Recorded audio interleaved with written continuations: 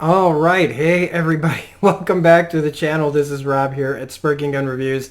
We're back talking new comics. It's not Sunday, it's not Monday, it's Thursday. I was gonna do this yesterday, but I donated plasma and got really tired and couldn't finish all the books till today. So today we're talking about everything that came out the week of September 8th, 2021, and here are, the books that we're going to be talking about. But first, if you're liking what I'm doing on the channel, don't forget to subscribe to the channel if you're new, and like and all that stuff if you're a returning subscriber or regular who watches the channel. Welcome back. How you doing? So, again, I want to talk about just briefly Graham Cracker Comics Online, the comic shop that I go to. I go to the local comic shop, but they have an online store. I can't stress enough how easy it is to use and set up an account and get books fast with their huge catalog of comics. Accessibility is the key to this website. You're going to find a lot of books, but it's just, I've had so much difficulty in the past navigating websites for comic book shops that just make finding their comics hard. And I don't always want to go to eBay. So go to grahamcrackercomics.com. The link will be in the description below. I'll have, here's the picture and of the store that I go to real quick.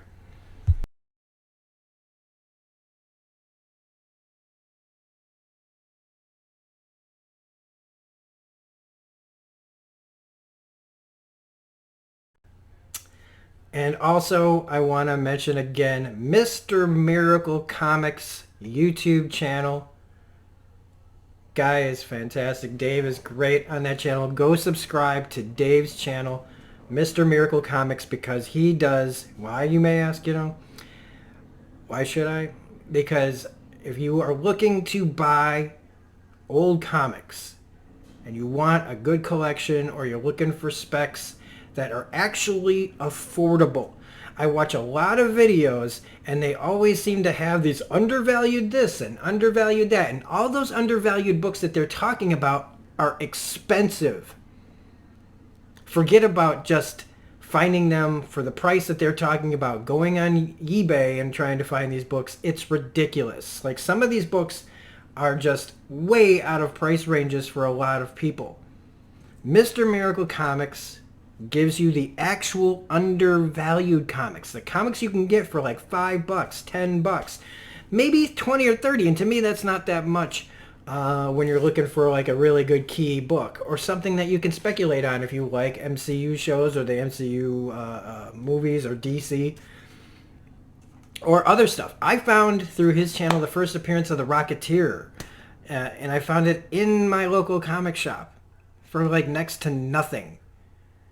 So, Mr. Miracle Comics, link in the description below. Go watch all his stuff. If you're into Kang right now, go check out his stuff about the books you should be getting for Kang, because you can still find them. You don't have to spend a ton of money on getting like Avengers number 129 and stuff. You can find them. And in fact, this is my little segue into my own little spec for the week. I started doing it too, and you can take this advice or you can not, but this is just simple. If you're into Kang, right, you don't want to spend a lot of money, I have one spec that you can get. And this doesn't really have anything too special, but when they talk about how the MCU's movies, the action scenes are filmed first and then they get a movie, around it, right? So they already have it planned out. Well, depending on how big Kang becomes in the MCU, and it seems like it's going to be pretty big, and there probably will be an epic battle. I actually thought that a book that's not being talked about, and I'm pretty sure I haven't heard anybody talk about this one, is Avengers Earth's Mightiest Heroes, number 49. Enough said, literally. This book by Busiek, Dwyer, and Remender. Remender is doing like the colors, I think, in this issue. So if you want a Remender book before before he became one of the best writers in comics. I don't know if this is like before or during or whatever, but this whole book is almost all action. If you're an action junkie, this is the book. I mean, like, if you want like almost no words at all and almost all action, look at that. I mean, he's plunging a sword into the earth. It doesn't get much more action. It's like something out of that, that game from PlayStation 3, Azura's Wrath. That's what this looks like right here. If you want all action and big set pieces, this is practically a storyboard for a movie right here. So I wouldn't be surprised if they took some of the stuff from this in a big Kang fight somewhere down the line. Now, the next quick spec I have is based off of a book that I just got. A book that I've been chasing for a while, and I finally got it. Finally, today, it arrived. And it's a book that I've been wanting really bad. XFactor number 6. The first appearance of motherfucking Apocalypse.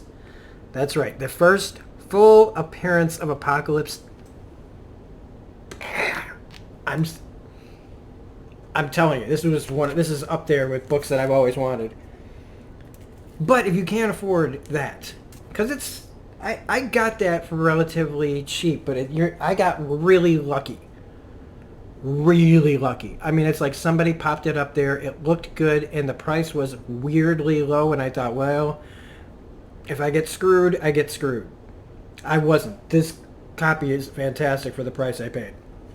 But if you don't want to spend that much and you want to pay more like 20, 30 bucks, you can get XFactor number 5, which is the cameo of Apocalypse. He's in the last page. It's him. They say Apocalypse.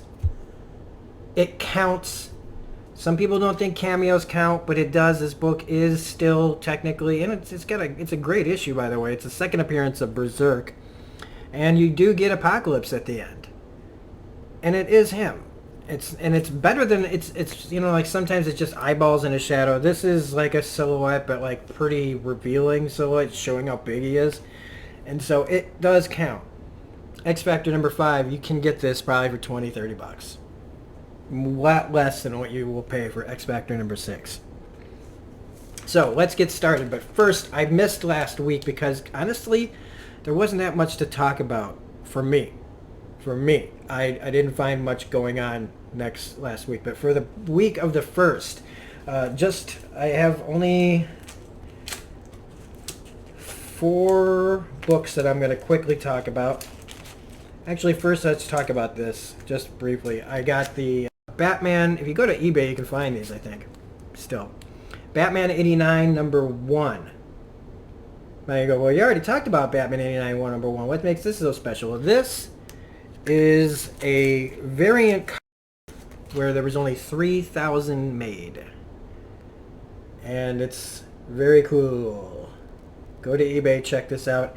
The artist, let me pause this. This is the exclusive Francesco Mattina variant cover presented by Comic Kingdom of Canada, and only 3,000 of these were made. I like it. It's dark. It's broody. It's Keaton. And it was only 15 bucks. So, and it actually arrived. My variant for XFactor number 10 took forever to get here. That did not take as long, and I actually like that more. Okay, so the 4 books we're going to talk about from last week, just briefly. The big major one is Dark Ages number 1 by Tom Taylor, Iban Coelho, and Brian Reber. Writing's good, art's good. These are the Lee variant, the Inhook Lee, I don't know how to say his last name variant. Cover price, same as with this awesome Scotty Young cover. This book, look, I liked Tom Taylor's Deceased quite a bit, way more than I thought I would. I'm not always the biggest Tom Taylor fan. I do kind of like what's going on in Nightwing. So him talking about like this story of all the power going out in the Marvel, this like kind of Elseworlds universe, non-canon story about all the power going out. And this is the big setup of how everything went down, who all dies, who lives, what are they going to do afterwards. It's a really, really interesting story, really good art. I really like this book. Now, I can see why some people won't like this book, but I dug the hell out of Dark Ages #1. In fact, there's been a lot of events, and they all have a bunch of tie-ins and things that are all covering multiple issues. I'm glad that we're just getting a book that's just this book, a certain amount of issues, and it's over. This feels like the kind of event book that I've been missing from Marvel in a while. One that just tells a straight story, and you move on, and you move on. Yep. Next is Geiger #6. Jeff Johns, Gary Frank. I love it. I love it. And it kind of tops off the story, kind of ends this act of Geiger. And I felt like it was almost an ending, but it's not an ending. But boy, oh boy, does this have a great finale to it. Oh, and I love this. Geiger is a surprise. I thought it would be okay. I didn't realize I'd like it this much. Especially as kind of, if I'd say anything's wrong with it, it's a little predictable, but like predictable in a good way. Okay, Firepower, Kirkman, Samney. Look, I just dig this book a lot. I don't know what to say. If you like, like martial arts action with a family background, like a family story, lots of complications, ancient secrets and groups and everything, and it's all here, and I dig it. I really dig it. It's Kirkman's with this and Oblivion Song. He's doing pretty good. Last but not least for last week, Hellions, #15 by Wells and Antonio and Barreto. Zev Wells is writing the best X books still out there. It was Wolverine and X-Force, but now Hellions is just the book, man. Hellions is the fucking book to read. And it's got like the best, like the most interesting team of Quantum, Havoc, Orphan, Widowmaker, right? Or no, Orphan Maker, Wild Child, is it Grey Crow? Anyway, and they're all led by Mr. Sinister, who's just always up to no good. And in this issue, everything hits the fan. Everything that's been going on behind the scenes, and it's just dope. And I just can't get enough of this book. Everybody needs, in the X groups, they need to take a page out of Hellions. Okay, so let's talk about this week. I've only been talking for 10 minutes. It feels like I've been talking for 30. So for this week, boy, do we have a mixed bag. Boy, do we have a mixed bag. And I didn't talk about everything. Like, I didn't get a lot this week, to be honest. I got like 10 books? No, 9? Wow. So first up, though, is Amazing Spider-Man #3. And these are all just in alphabetical order, not in any other kind of order. Amazing Spider-Man #73. Like I said before, Sinister War was the action story that just left me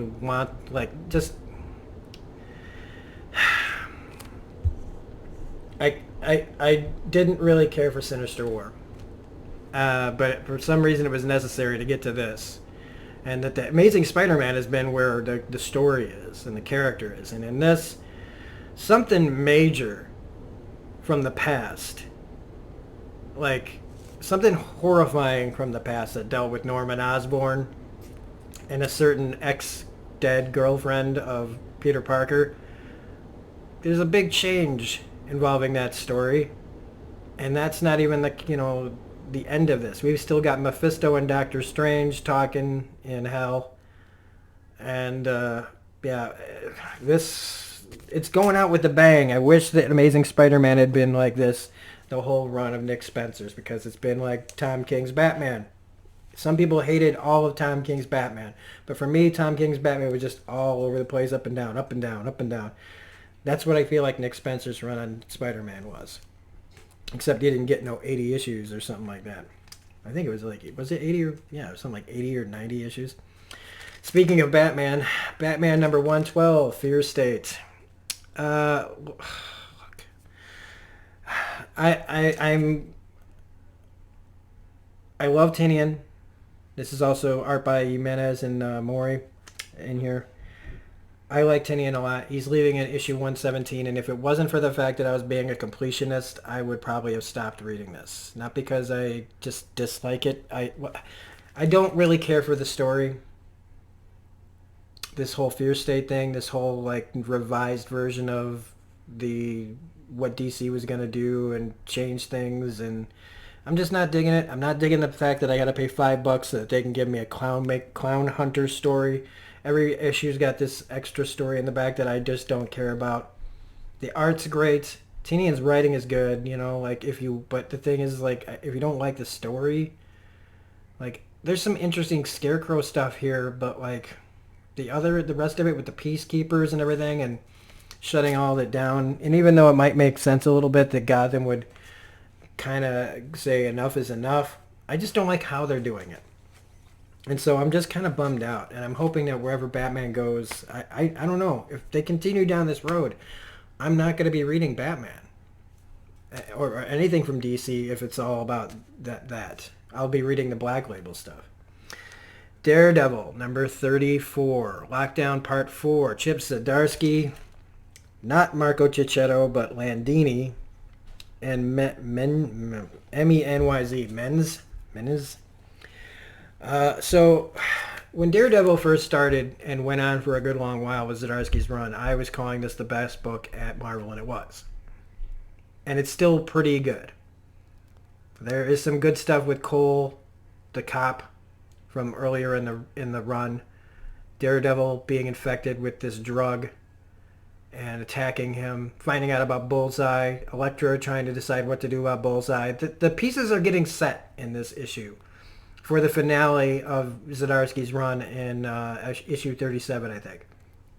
It is a necessary issue. I heard somebody say that it wasn't in a review. I'm like, no, you do need this. This is character. This is setup. This is where everything's going. We got Typhoid Mary in a Daredevil like kind of outfit. Pretty crazy. And Kingpin still trying to, like, you know, do his thing with the vigilantes and running the show, and I think it's about to escalate pretty bad actually after this. It's going to get worse. But I still say the writing is good. It's not Marco Cicchetto, but the art is kind of looks like it wants to be. But that, so if you get somebody who can copy Cicchetto, fine. Now this book, on the other hand, this mofo, Defenders number 2 by Al Ewing and Javier Rodriguez. That's the mother of Galactus right here, everybody. So Defenders number 2 carries off of my joy of Defenders number 1.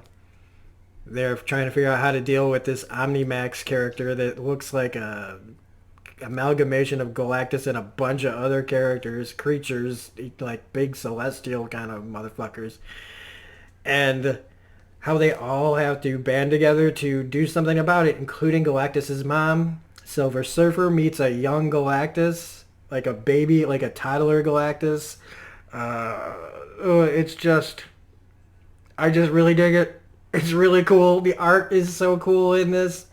I like this crazy cosmic stuff, and dealing with like all this, you know, like I don't have enough, there's not enough Silver Surfer, and the only thing I'd say at the end of this book is that it looks like Silver Surfer's dipping out, and that kind of bums me out. But either way, for right now, this is probably, yeah, this is one of the best books at Marvel right now, and it's only 2 issues in. So bring it on, man. Bring on more Defenders. There's some variants too that you should check out for that book as well. Now to bring the room back down a little bit, Excalibur number 23.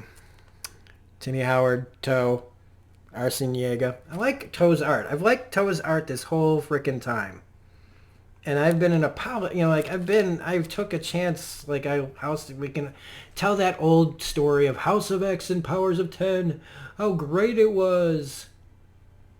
And then the Dawn of X came out, and I think we were all kind of hesitant to say anything too negative.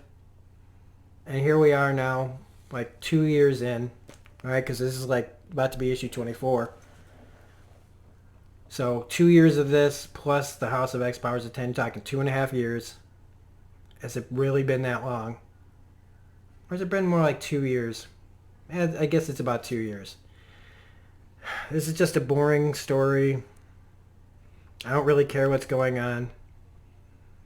And I can't believe I'm saying that because Gambit's on the team and he's been wasted in this. I had high hopes, but this book is real close to being off my pull list, and I can't believe I'm saying that. But it's not the first X book to go off my pull list. First it was New Mutants, then X Corp. XFactor was never in my pull list.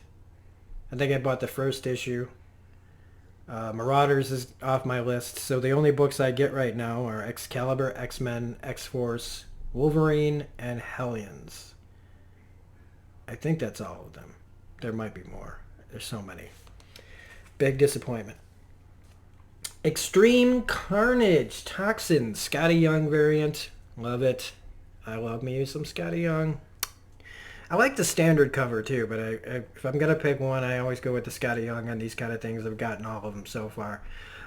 So the Extreme Carnage story leading up to, again, at least these tie-ins are happening before the big book, where Carnage is trying to take out and assimilate all his symbiotes that he's given birth to, and there's a team building. Carnage has got his group that's like in his little hive, and Flash Thompson and Toxin and Silence are part of another group.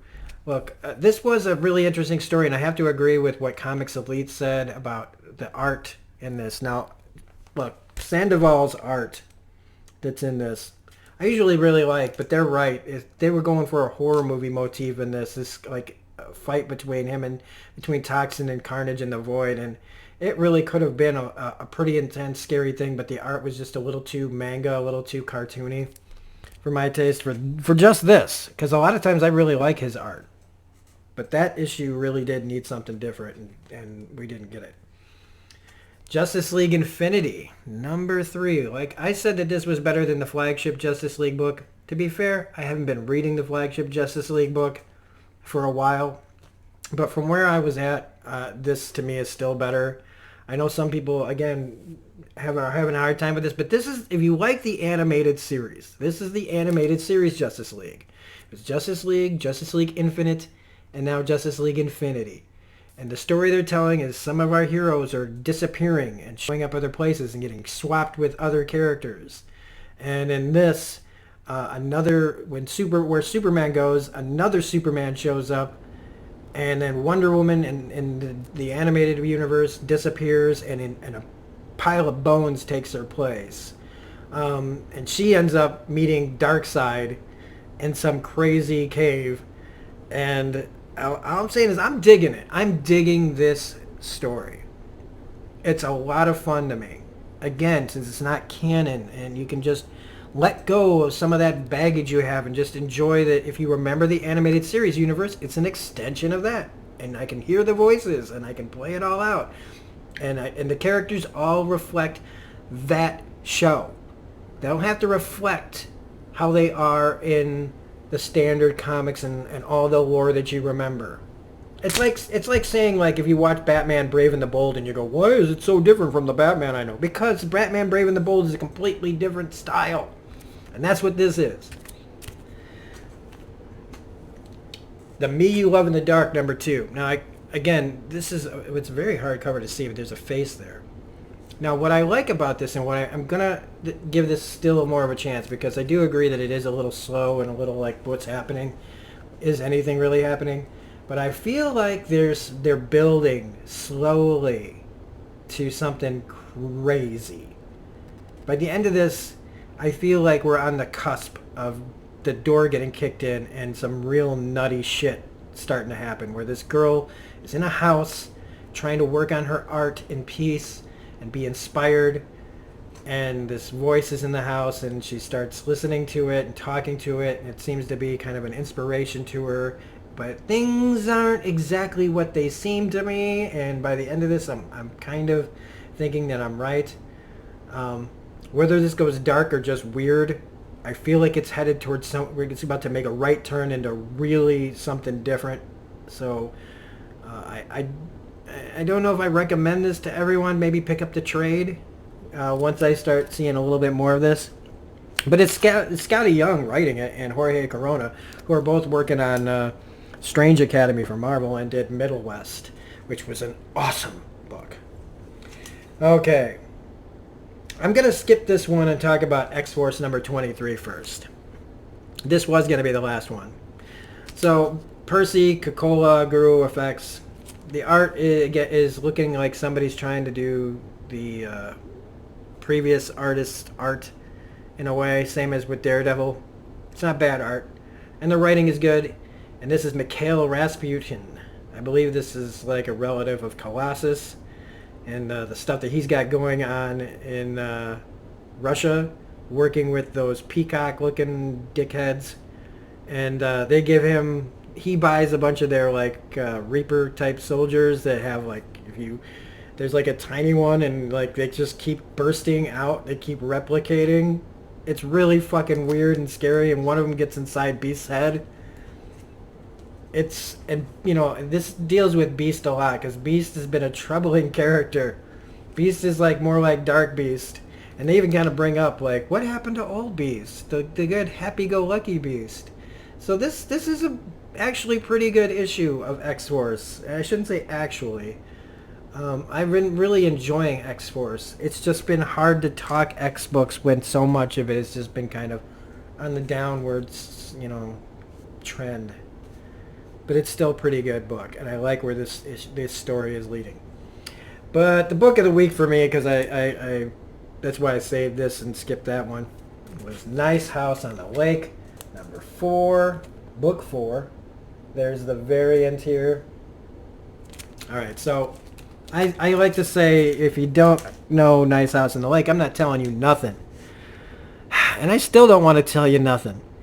All I can tell you is that it's like Stray Dogs and Nice House on the Lake are the best books of the year.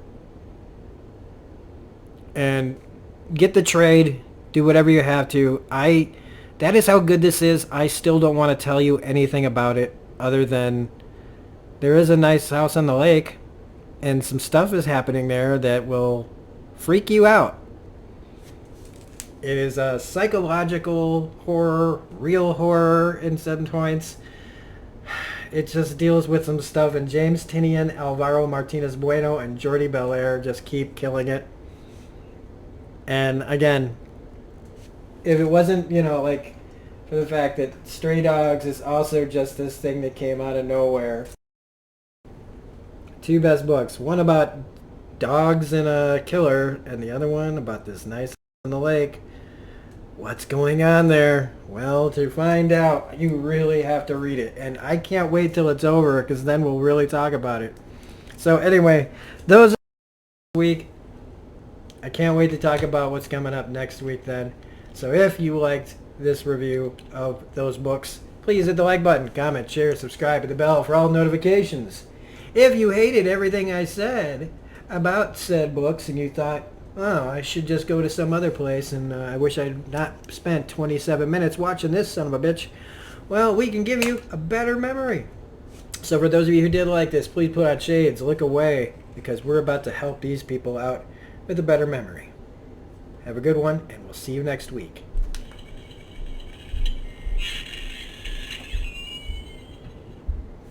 Remember to keep reading comics, and here, hopefully, is a better memory than the last 27 minutes. Bye. You know, it reminds me of an issue of SpiderMan I did when Peter Parker and Gwen Stacy went lingerie shopping. Of course, the Green Goblin showed up, and he pumpkin bombed the hell out of the place. But aside from that, it's pretty much the same thing. Oh my God.